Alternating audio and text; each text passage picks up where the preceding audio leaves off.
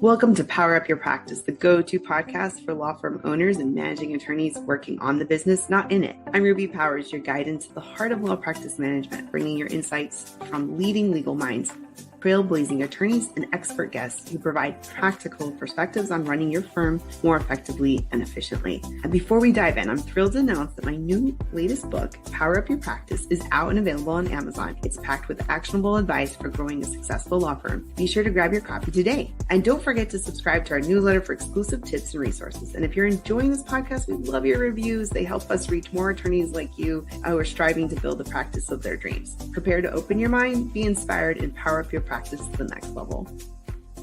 Hi, everyone. So glad to welcome you to our Power Up Your Practice podcast. Today, I have a really great guest, Wendy Wylde. We met about last summer after I was geeking out with some immigration attorneys about Lawmatics and our affinity for CRM and how to use it. And I was recommended to call Wendy. She's the CEO of Matter Flow Advisors. And we've been working together for quite a while, but she's helps law firms build automated businesses. And hey, that sounds awesome. It makes us more efficient, less prone to error and mistakes. And hey, we're leveraging technology.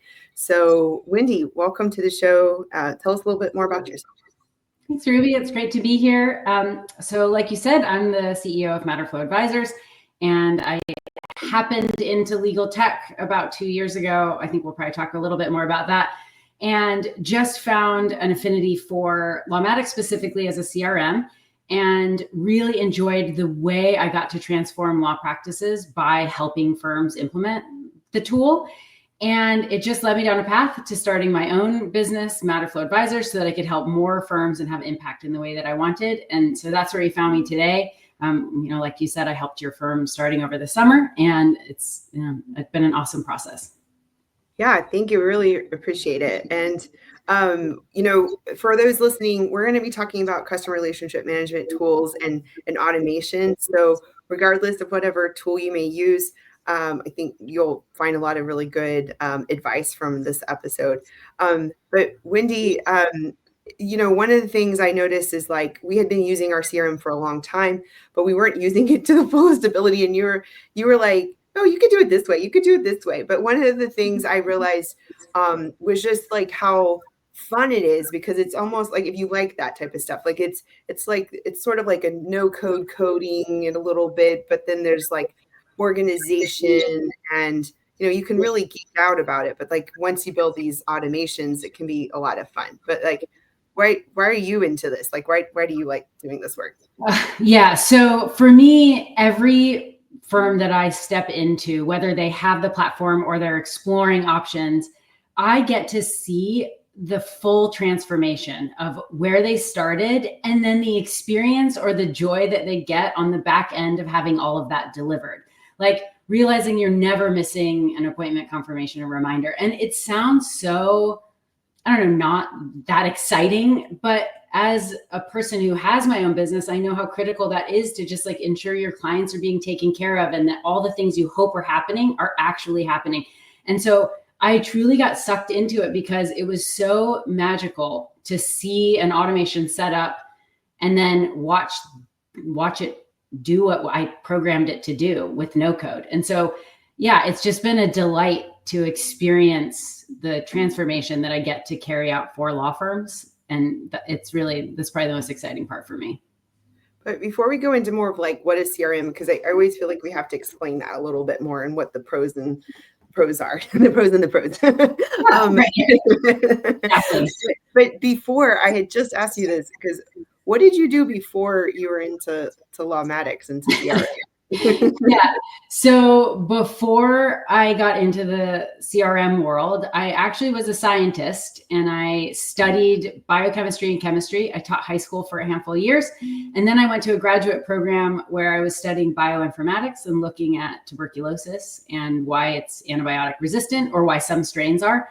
And then COVID happened and I had to reevaluate, like the rest of the world, what was going on in our lives. And I decided that the path I was on was the wrong path. And then just started looking at, well, I've learned all these tech skills in this graduate program. Maybe I should go apply them in the world.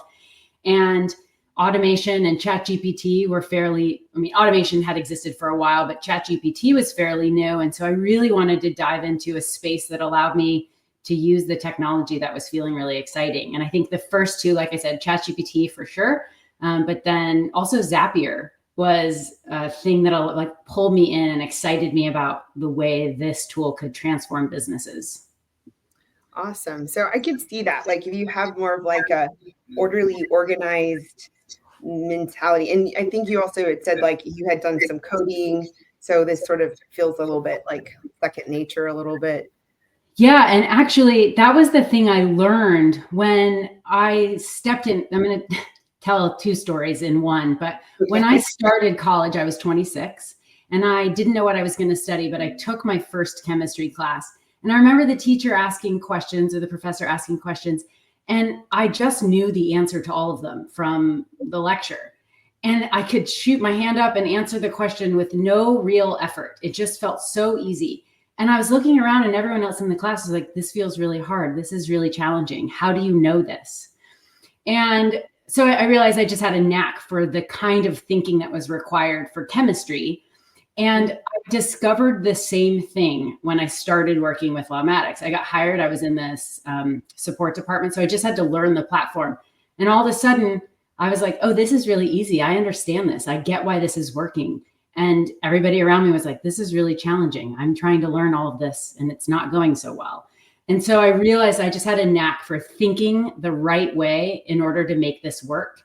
And I was able to bring so much of the learnings from being in science, where I had to learn to document everything well. I had to be able to retrace my steps perfectly. I had to know what I did and why I did it. And I brought all that with me into the tech space. And it turns out that that was really needed with particularly the legal space, like knowing how to document your business processes, understanding what you've built. So yeah. Just sort of that's awesome. So for those who don't know what a customer relationship management tool is, it's a really great way to organize the data of the people who have shown an interest in your business, in this case, your law firm. And it's everything from the initial contact, which could be like a call, a lead, a contact form, or something like that. And there's a pipeline generally that you can use, or like a Kanban board, from like everything from like initial contact to interested to scheduling a consult to hiring or contract. And some case management software, CRM, have connections to newsletters or email marketing tools. Some of them are really good at integrating to other tools and can use like a Zap or something, or have like a good relationship with a marketing tool. And then in theory, the idea is that you also can move it to your case management software. And before we were talking, like the ones that I know in the legal space are pretty much Lawmatics, which I've interviewed the CEO before, and I know that that's only about 6 years old. There's Clio Grow, which used to be Lexicata, and that came out, I think, as Clio Grow back in like around that 2019 time. And then there's Lead Docket with FileFind. And then there's the non-legal ones. There might be some other legal ones, but we don't really know who those are. But then there's the non-legal ones that like Zoho, Salesforce, HubSpot, I guess, some of the other ones out there. And so what I find in my experience, but I'm curious what you think, Wendy, is that I think a lot of firms don't have a CRM, or they'll have like a little CRM light that's sort of part of a case management source, but they don't really use it fully. They don't know how to use it. And then because I think maybe I get the impression personal injury firms really are good at CRMs just by the nature of their business, but a lot of others are not as aware and leveraging it. But that's my take. I don't know. What's your take on that, Wendy? What do you see? Yeah, I think you're right. A lot of firms have what I would call CRM lights. They're sort of baked into their case management. And I think that's a great first place to start. But I do see CRMs as their own tool really powerful, because a CRM is designed to help you market your business. And you're marketing it to people who have reached out already. So particularly your practice area, right? With immigration, these are people who have potential lots of opportunities that you can engage with them down the road. And if you're only using case management, it becomes hard to then target them for marketing downstream. And so the CRM gives you a place to hold everybody that you've ever spoken to and market to them down the road, not just because they purchased, something from you. And, you mentioned personal injury. I actually find that they move so quickly to the hired, and they don't have a tendency to retarget in the same way that firms that have repeat clients, like estate planning, right? They're going to come back again and update their estate, or they have probate, or in your case, immigration, lots of different kinds of case types that will show up for those same customers. Mm-hmm. And so being able to market to them is really powerful. It's just a really powerful tool. And you can also use it for things like your referral sources too, and just keeping them in the fold. For me, I was doing a presentation earlier today about like how ideal referral sources for me are like family law attorney, criminal defense attorney, like real estate agents, religious leaders, leaders in the community, and just keeping them educated about like what you're up to, maybe like in a newsletter that's more for them, or keeping them that maybe it's not like for the ones that you send to your existing clients or whatever. I mean, we even have like that birthday email that we send out to people, like happy birthday, just staying in touch. Yeah, that's a really great point that you make, that CRMs give you the flexibility to target lots of different audiences. So you can have a newsletter for your referral sources that are also just business partners in the community, and marketing to past clients, marketing to clients who or potential clients who never hired you, and being able to separate those audiences and send marketing messages and campaigns to those is another really powerful use of that. And being able to track who this person came to you from. Was it from your B2B newsletter, or was it from a community event, or from your website? And so keeping all of that information in one place and associated with the potential customer, is just a powerful tool in making downstream business decisions. Like, why pay for Google Ads if you actually generate enough of your business from other channels and you're just throwing money away on Google Ads? So understanding holistically where your business is coming from, and the CRM that you have, giving you that data is incredible for firms. Right. That return on investment, that knowledge of that data. I almost feel like there should be a documentary of our evolution of when we met and like where we are now. I'm just thinking about like all the things we've learned, and like we had, Lawmatics for like 4 years at the time, but like we really weren't using it fully because it didn't integrate to our case management software. So, and then of course, every program usually gets better. And so by the time we were looking at with fresh eyes, we're like, whoa, it can do this, it can do this, it can do that. Like, oh. And I mean, I regularly talk about how you need to evaluate your tech stack, and probably some of the programs you're paying for can absorb the other programs you're paying for, and you need to be aware of like what you can eliminate.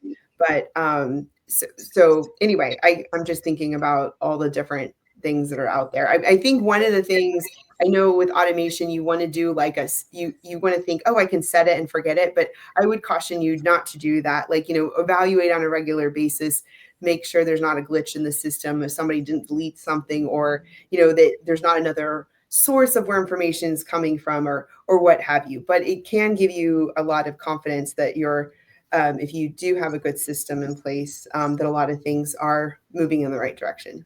Yeah. And that brought up an interesting thing for me. A lot of firms that are finding me are asking, how long is it going to take before we're done?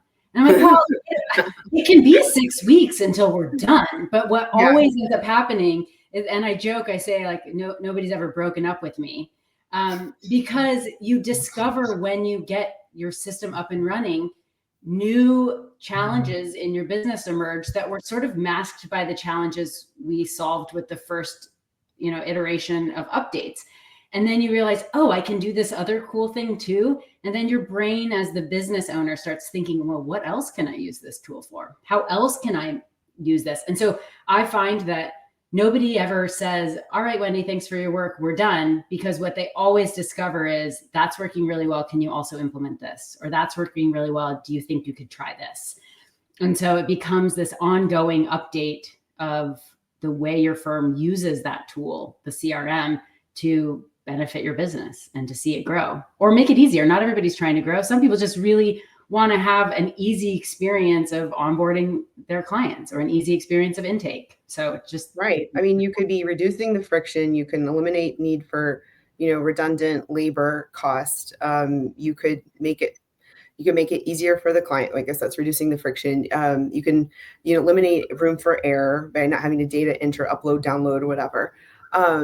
Yeah, there's so many benefits. That's why I was joking, like the pros and pros of it. Yeah. But one thing, a side note, and I think this is really important for people in this space.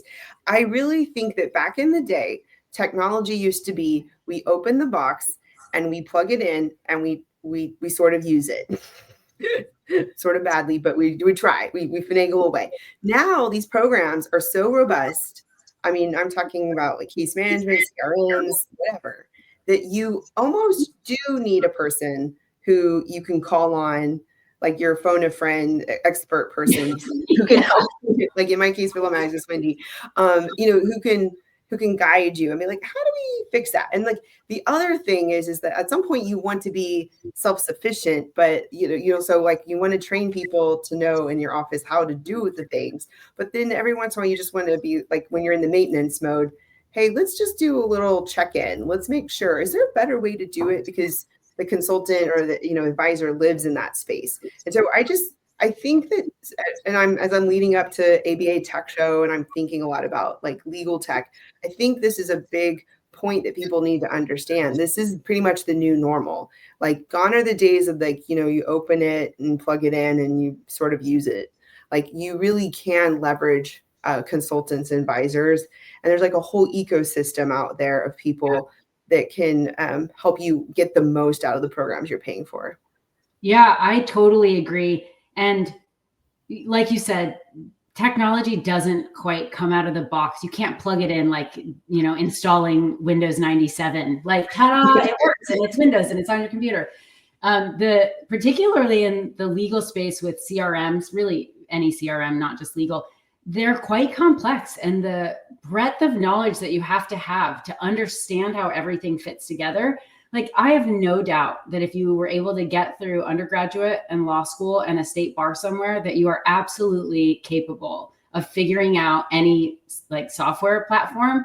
And also that's not an attorney's area of expertise, nor should it be. And so, paying people to consult or advise on how to do this and these implementations is just going to streamline that process and reduce the chances of it going awry. Right now, it's not perfect. Some consultants can still lead you astray, but generally speaking, they are experts at what they are doing. And so I see that wholly as an investment in one's business and buying back your own time so that you're not a slave to being the expert. You can just go be the thing that you're great at, whether that's being the attorney or managing the office or whatever it is. So yeah, paying for consultants is investing in the business. It's never money lost.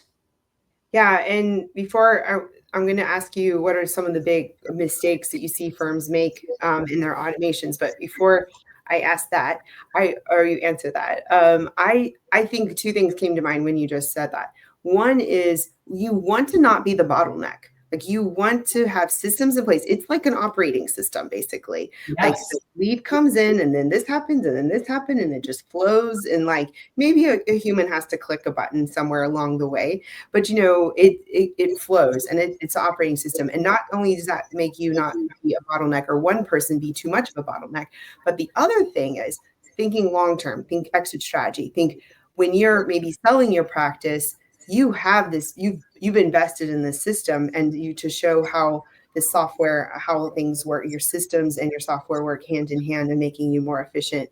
And that actually increases the value of your practice. But yeah. Yeah. And I think having that, like I talked about at the beginning, the documentation of that, being able to say, like, if you were going to sell your firm, here's what we do, here's how we do it, here's the documentation about what that looks like, makes that more valuable. And I spent a year in a deal buying, business buying coaching program. So like I I am keenly aware of that level of integrity around running your own business and how that makes it more viable when going to sell. And that's no different with law firms. It's still a business. No, definitely. So what are some of the biggest mistakes you see law firms make when they're building out automations or, a CRM or just, in general in that space? Yeah. The first thing I see is that there's no documented process at all written anywhere.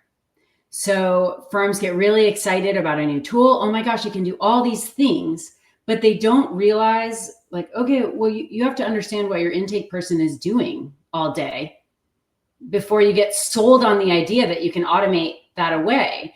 And of course, I'm sure, Ruby, that you could identify like what steps were required or what information you needed, but the girls doing the work are the ones who need to be able to say, here's what I do all day. Here's the things I have to do on every case that comes through the door. So not having it documented, even if it's just handwritten on a legal notepad. So that's the first thing. And then the second sort of point of failure that I see most frequently is overcomplicating the system from the beginning. So if you try to do too much, you have to consider the concept of change management. If you're implementing a new software tool that more than 3 or 4 people in your firm are using, you have a change management challenge that you have to overcome. And so if you overcomplicate it too quickly, you don't give the people using the tool enough time to integrate, learn, figure out what is and isn't working. And so that the people that I have seen fail at implementing new tools like a CRM are those that try to overcomplicate it before they give their team a chance to learn it. That's good. I mean, that's good feedback.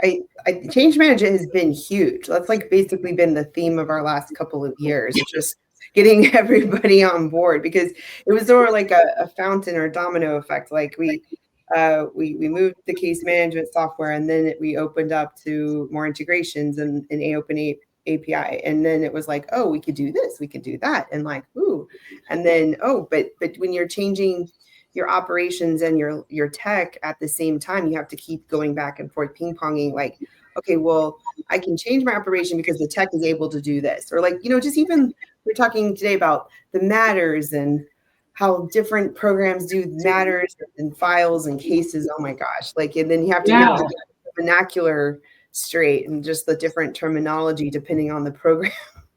Yeah, it's so true. And I think that's why it feels so easy to get really complex really quickly. Like, oh, well, we need to fix all of this and we've got to make this work with that. And then before you know it, you've got a lot that you've changed and not that many people know what the change looks like. And so then it gets confusing for the people doing the work. One of the things I suggest for anybody going through this change management process, if you're like exploring changing your case management or implementing a better CRM or getting a CRM, is like have like a really good idea of where you're going. Also have like what Wendy was saying, like having your list out of your operations. But then I think it's good to have like a good point person in your firm who can speak this language and grasping it, and having probably a good consultant expert. And it also could be like you're talking to the company, the vendor themselves, like they might offer some hours or be able to use some of their office. I don't know, whatever. Like every company is a little bit different, or they have like their own little something university. But like there should be somebody in the office and some really good genius on the outside who can help guide you through the transition. But it really does take, I think, the leadership aspect and the change management side is saying like it can be done. I see the future. Like our online scheduling. Okay, do you know how much pushback I got for that? And yet, like last Friday, almost all the consults we had were online scheduled. Oh, how cool! What does that mean, people? What does that mean? Like, if we didn't have it, we wouldn't have any consults. Like, I don't know. Anyway.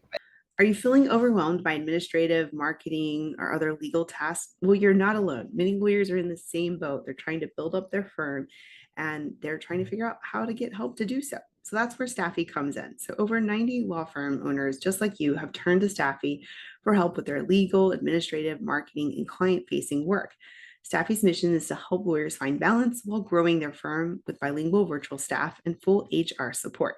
And they take the hassle out of the team management and focus on what matters most, your clients and your practice.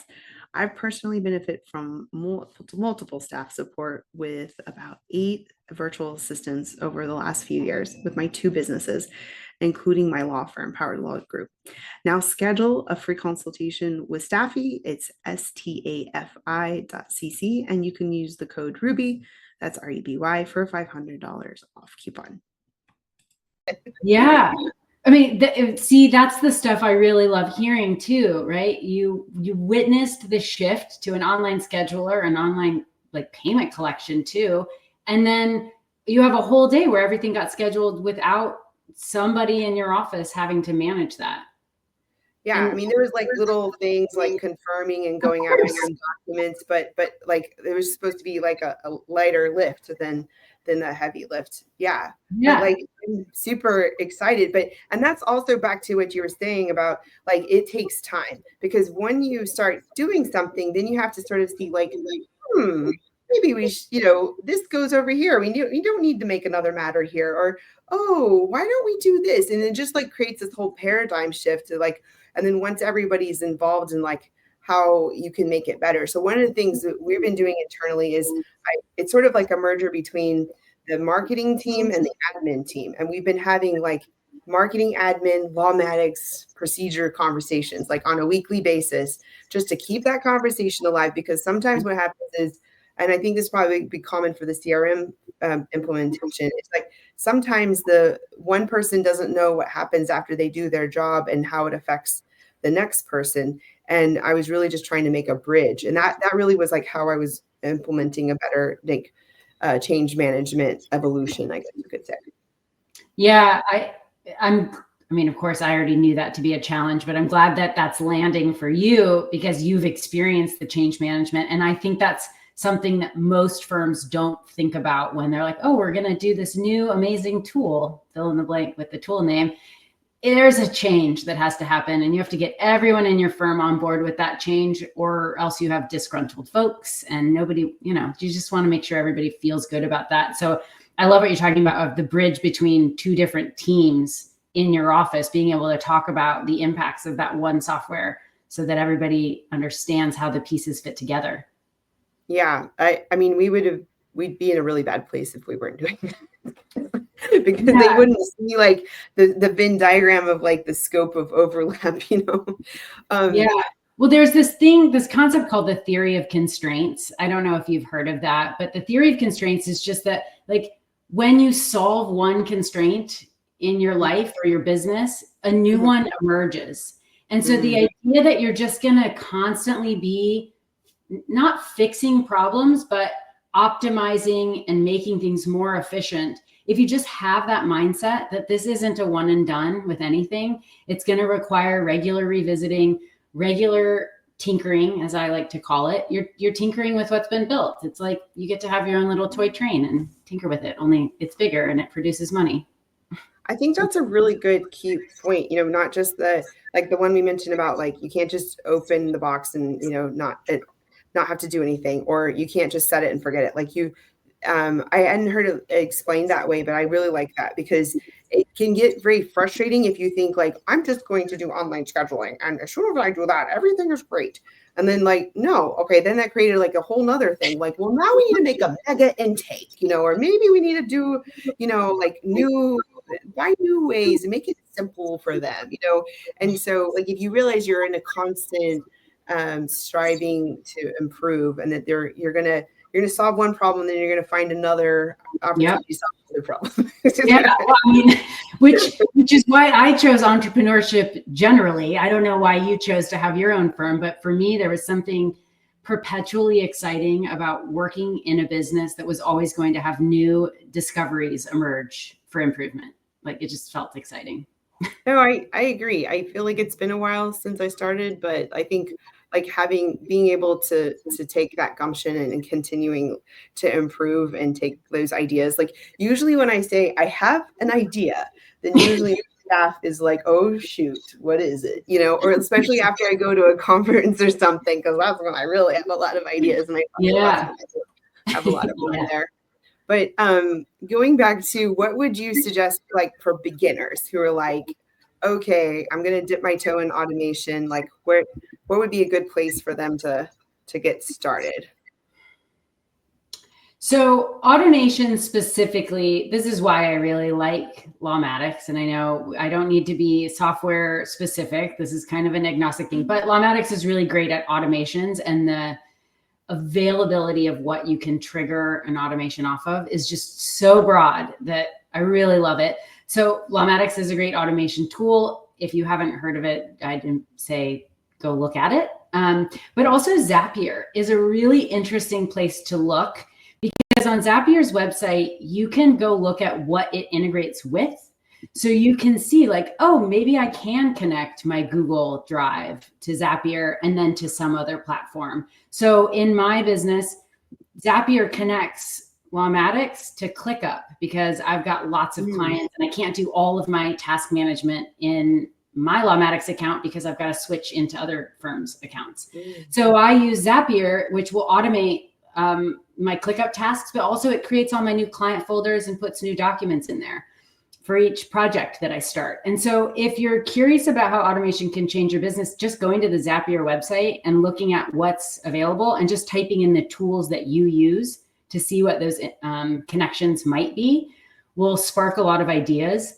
And you can set up really simple things, like just play around with really simple tools to get a sense for the joy of having an automation fire as you expect. And probably, I think you've said this before, like write out what you do repetitively or just like if you were to do an audit of your team, like what do they do on a regular basis? And then figure out what could be potentially eliminated and automated, delegated, those types of things. Yeah. Yeah. I was just going to say, so one of the things that I encourage firms to do is something, just like you said, it's for everybody to audit their own work and do what's called the camcorder method. So take something like Loom or a screen recorder and just have them record themselves doing the tasks and put it in a single document. And that generates a documented place where not only do you know what they do, but you know how they do it. So if you lose somebody, it's a really powerful tool to have on hand. But it also then becomes the base document, like, okay, well, what are we doing manually? And how can we eliminate some of these tasks? And if you could even ask, if you're asking your team members to do an audit of what they do, you could just ask them, like, what part of your job do you not like doing? What is your least favorite thing? And then start there, because what an empowering thing that you've done for your staff. If you've heard them and you've fixed the thing that's driving them nuts, then they're going to be more inclined to say, oh yeah, let's do more with this platform. This one made my job easier. So I see that as an opportunity for like awesome management, but also getting your firm documenting what they do every day and what each like role in your firm does. I was actually talking about this with some friends, business owner friends yesterday, that like sometimes if you just say, go document, like write it out, like they'll forget some of the steps. But if you do like what you were saying, like camcorder or Loom or, recording method, because I think some people don't know what a camcorder is. I know, isn't that funny? I don't know why I call it that. I got that from somebody else. I think it's from the Buy Back Your Time. Buy Back Your Time, yeah, I think he put it in there. But basically is like there could be like another little hidden step in there. Like you have to have the login for this, and then you have to go over here, and then you have to, and then you're like, whoa, why do I do all that? And the other thing that I think is important is, and it's like that Zig Ziglar, the pot roast story, or like, I don't know. I like to mention that a lot. It's like, it's where basically like this husband asked the wife, like, why do you cut off the ends to the pot roast? And I'm a vegetarian, so I don't really understand this story, but basically, no, I do understand the point of it. And then she goes, I don't know, my mom did it. And then she calls the mom, happens to be live, and she's like, I don't know, my mom did it. And then the mom, who was the grandma, they call the grandma, and she's like, oh, I just had a small pan. And then basically like so for all these years, people were just doing something because that's how they were taught and saw it, but they didn't question. And so like, you don't want to be like that. You want to question, like, is there a better way? And like, so I like to share that story with my team, because I want to say, like, if you see something better, if you see a better way to do this, like, I'm all ears, because you live in this space. It's so sort of like what you were saying, like, what do you not like, and what can we make better for this position, and it's going to save us time. Like, that's why I saw with the scheduling, like, I think they sort of looked at it as like, I don't know, a threat to the position. I'm not sure or like more steps. I don't know. But like, it also wasn't just online scheduling. We had to move over a calendar. There was a lot of multiple steps to this process. But anyway, now we're on the right path. But I think that having a healthy culture of questioning, why do we do the things we do, and could we do it a better way or eliminate it altogether? Yeah. And I know, as a person who has always said that in every company I've ever worked at, I've always been like, hey, I think we can do this differently. I think we can do this better. And not all environments are receptive to that. Exactly. So like, just being really direct here, like, yeah, that's really powerful for a team when they feel safe to say to their manager, hey, I think we could do this better. I'm pretty sure this tool we're already using can do it. What do you think about implementing it? That's really powerful for employees. They definitely have to feel that the culture is going to accept that, or otherwise they're not going to be open and receptive. So I guess we're going to have to close up pretty soon. But before I ask you my rapid fire questions, what would you suggest to firms that just need to maximize their existing systems? Or like, Wendy, I love my systems. I'm going to keep using my systems. Like, what's a good way to like make sure that they're fully using those automations or their existing tech stack to the most optimal use? Honestly, the only way I know how to encourage people to do that better is to find somebody who is an expert at that CRM and will audit it for you. So that's one of the things, like, we got so much feedback that now we just have an audit as an entry process to do business with us, because we want to understand how you're using it, how your people are using it, and have your workflows actually been set up as workflows or just like tiny pieces of a Lego castle in waiting. That's a good point. I mean, it's sort of like how we do consultations, like we assess the strategy and we want to see documents and we want to get a feel for what's going on. Exactly. Because how else can they know? Like, nobody will know. So you've got to have an expert look and give you some feedback. It's the best thing I can recommend. Yeah. I think one of the things you told me when we started working with you, and you were so nice about how you said it, you had the right terminology. It was really comforting, because you were basically like, it was like interpretation. You're wasting a lot of time with your inefficiencies, but you said it in such a nice way that it made me not feel like upset with like our systems. Woo! I don't know exactly how you said it, but it was, I don't know, but it came across well. And then I was like, okay, and that's why we're doing what we're doing. We're gonna get in a more efficient place where we're gonna be wasting less time. Awesome. Yeah. Well, any other tips in automation space before I ask you some fun questions at the end? No, I think we covered it. We covered a lot. We did. I think for someone who's gone through a lot of this, I would just say, come up with eyes wide open, be open-minded, make sure you have a good culture of that change management. Know that it's sort of like building a house, which I've never done, but like it always takes longer than you think it's going to take.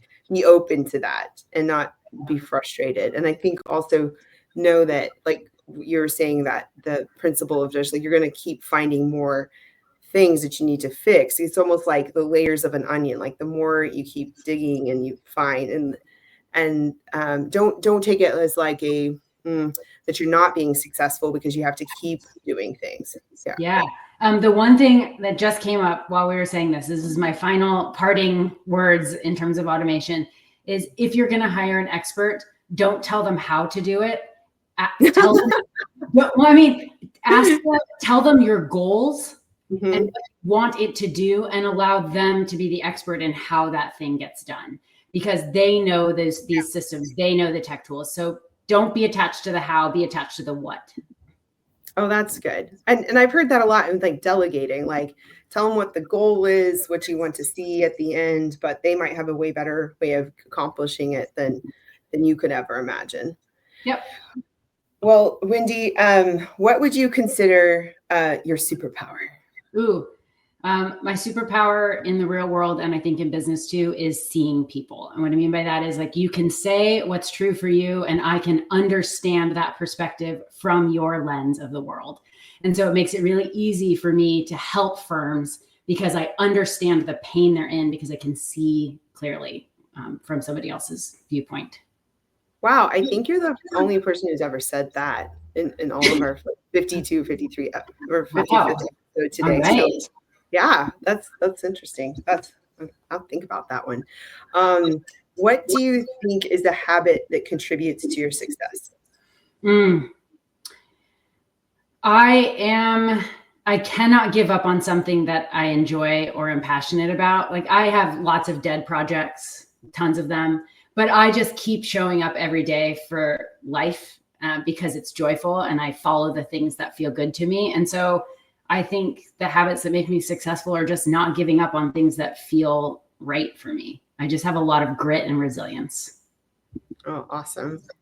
That's a good one. What would you, I mean, cause like some people be like, just do a few things and do them well or whatever, but you're like, I'm just going to toggle multiple things, but I'm going to do them when I can. I'm just going to keep them in my life, whatever works for you. So what's like a favorite book or podcast or you're like some recent read or whatever, like you're like, I need to really share. This has been good for me. So not quite business related, but I've been having a huge emphasis in my life for the last 3 years on communication in relationships. So one of my favorite books is Nonviolent Communication by Marshall Rosenberg, because he just has a beautiful way of explaining how you can communicate your own feelings or hard things generally to individuals or groups and still accomplish the goal without people being upset. And so that book, I'm on my third read of it. It's become kind of a like on my nightside table when I'm struggling. And so that book's just been really, really valuable for me. And if I'm allowed to say another one, there's a book called The Missing Piece by Stacey and Paul Martino. They just released it, but I've been in their coaching program for 3 years as well. And the book itself is just an incredible read on relationships generally. It focuses on primary romantic relationships, but the tools in the book are incredible in any relationship, professional, personal, kids, whatever. Yeah, I've noticed that some of these like more personal communication-y type of things are actually very applicable in business. And like, yeah, like I was reading this like marriage book recently and I was like, this could work for partnerships. This could work for like, your leadership team, like, a lot of like communication tools. That's a good perspective. I mean, and also I think that's part of the whole continuous improvement as an entrepreneur in this space and just constantly, being open to improving and not thinking that you have it all figured out all the time. Yeah. Well, I mean, and if you do, kudos to you and high five from over here in San Diego. Like if you've got it all figured out, it's amazing. I'd like to be friends, but. Okay. So one of the last ones is what's your favorite board game or game? Oh gosh. I don't really play board games, but me and my partner have been obsessed with this game called Sequence, which is like half board. Oh my God, I love that one. And we have strategies and we keep joking that we're going to have our friends over and not tell them that we've already mastered the strategies. But it's really fun. Sort of evil. Like, what kind of friends are we that we're inviting people over to crush them? Hopefully they don't listen to the podcast and then they know your scheme. I love that game and I have to like beg my family to play that one. But I mean, I think like I'm similar to you, like even though that's not my area of expertise, but like I like seeing patterns, I like seeing organization, like, and that's what's fun about Sequence because you're like, okay, where should I go? And you think a few steps ahead. And we also have one called Rummy, not Rummy, I know Rummy Cube, but what's that other one? It's like a German map one. I don't know. I'm blanking right now. But anyway, Sequence, that's a good one. And I think they have like travel versions of that too. Yeah. It's fun. How would you, so we've covered a lot of territory. I hope this has been really helpful for those who are, on the fence or not sure about a CRM or just like automation in general. There's a lot of great programs out there. I have to do a plug for ABA Tech Show because that's a really great place in the exhibit hall, expo hall, where people can talk with a lot of vendors, talk with a lot of consultants, got a lot of people who like think like this. And even just like, other big conferences, like that's where I heard about Wendy, for example, was talking to other people who use a program, and we sort of like create our own little affinity group of like how we can use that program better. And actually, I still meet with those attorneys like on a monthly basis, and we're constantly like sharing your screen and saying, I did this and I did this. And it's really funny how geeky we are about it, but like we really get a lot of great ideas from each other. So thank you so much for joining us today, Wendy. And, I think that how can people reach out to you? If they want to ask you questions, get to know you more. The easiest place to find me is on LinkedIn. I'm there. I try to post regularly about what the work that we're doing. And so people can find me on LinkedIn, Wendy Wylde. I haven't found any others with that name there. So it's a great place. You can find me in my DMs there, and I'm happy to answer your questions. And that's Wendy, Wendy, Wylde, Wylde. So awesome. Well, thanks so much, Wendy. And thanks everyone for listening. I'd say go out there and automate, make your life easier. I mean, it might be a little painful at first, but in the end, you're going to be happy with it. But definitely stay in touch. We've got the Facebook group, Power Up Your Practice, and upcoming episodes.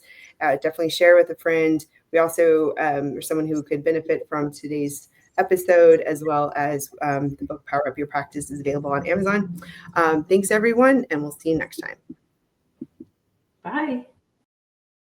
Thank you for tuning in to the Power Up Your Practice Law Practice Management podcast. I'm your host, Ruby Powers, and it's been a pleasure sharing this time with you. If you've enjoyed this episode, please take a moment to leave us a review, tell someone else about us, and I would love to get this podcast shared with others to reach more listeners like you. Don't forget to subscribe to our newsletter for exclusive content, tips, and updates straight to your inbox. And exciting news, our book, The Power Up Your Practice, is out and available on Amazon. It's packed with strategies, 25 chapters, to help you elevate your practice and achieve your goals. So join us next week as we dive into more advice and insight on law practice management. We'll see you next time.